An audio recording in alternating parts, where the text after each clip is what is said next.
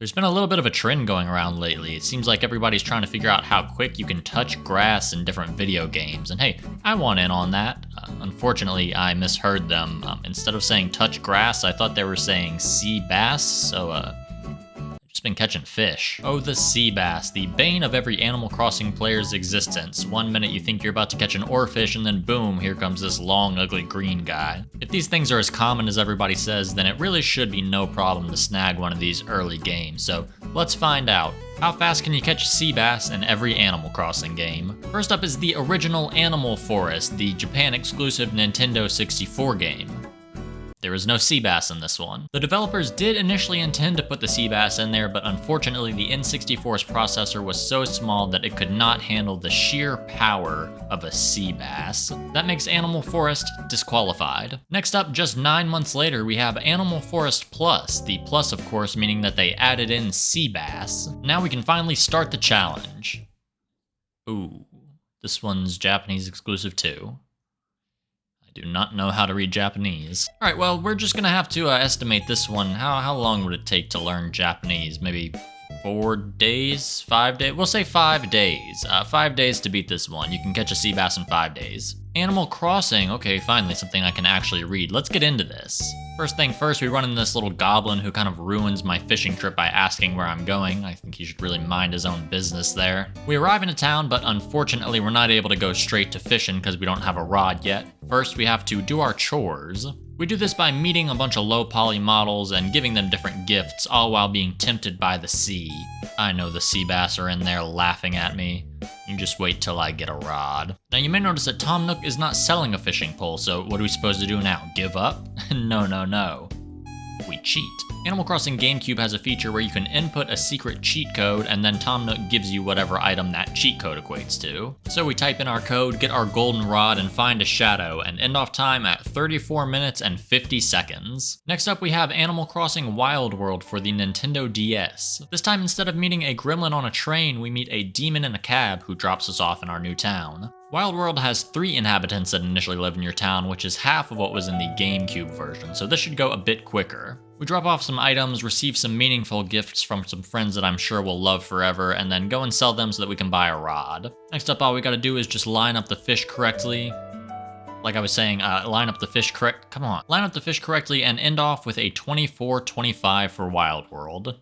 Animal Crossing City Folk. This one is known for the city that's connected to your town, but unfortunately they do not have sea bass there, so we will not be going. This one has the best of both worlds, putting the demon and the gremlin both in the same vehicle and driving us straight towards our sea bass hellhole. The in-game description of this fish in City Folk says you can use a lure to catch this fish in the sea. Not an easy fish to bring in, which really just makes me mad, and I know it was written up by a sea bass.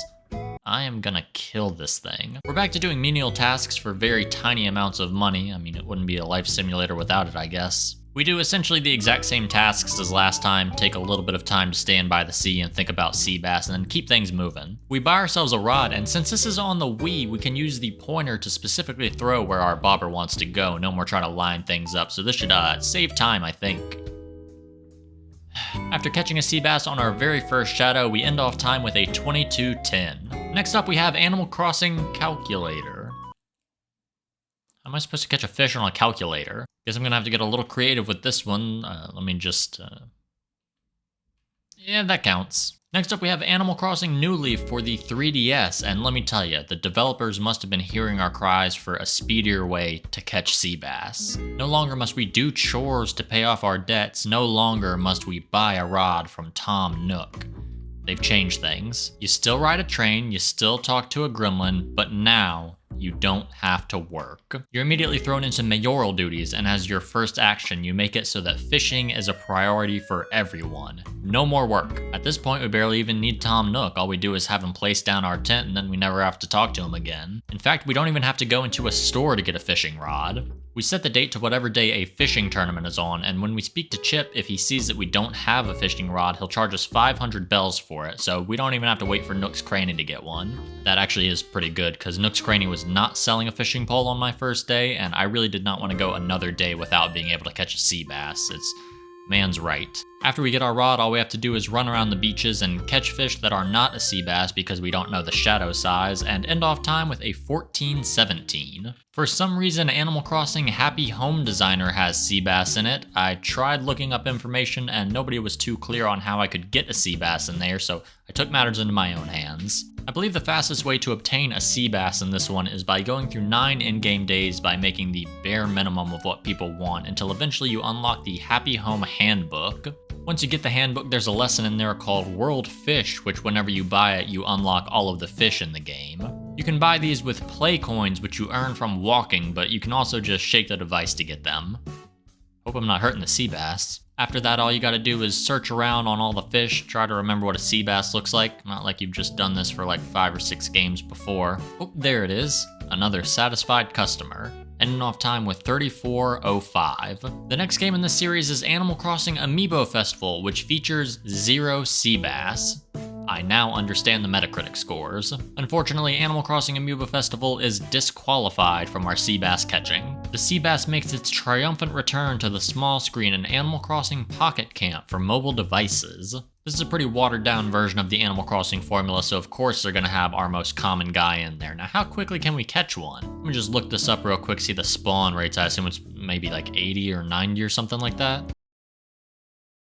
Okay, well, I guess the sea bass now understands its celebrity status because instead of being available all the time, it is available for a total of 17 days, which all have passed already. I suppose that technically speaking, you could still catch a sea bass very quickly if you had a time machine or something like that, but I was not working on this video back in 2019, so I guess we'll just have to put question marks? Animal Crossing New Horizons, it changed up the formula a lot, but it also went back to its roots of having you do a bunch of boring small little things before you can start fishing.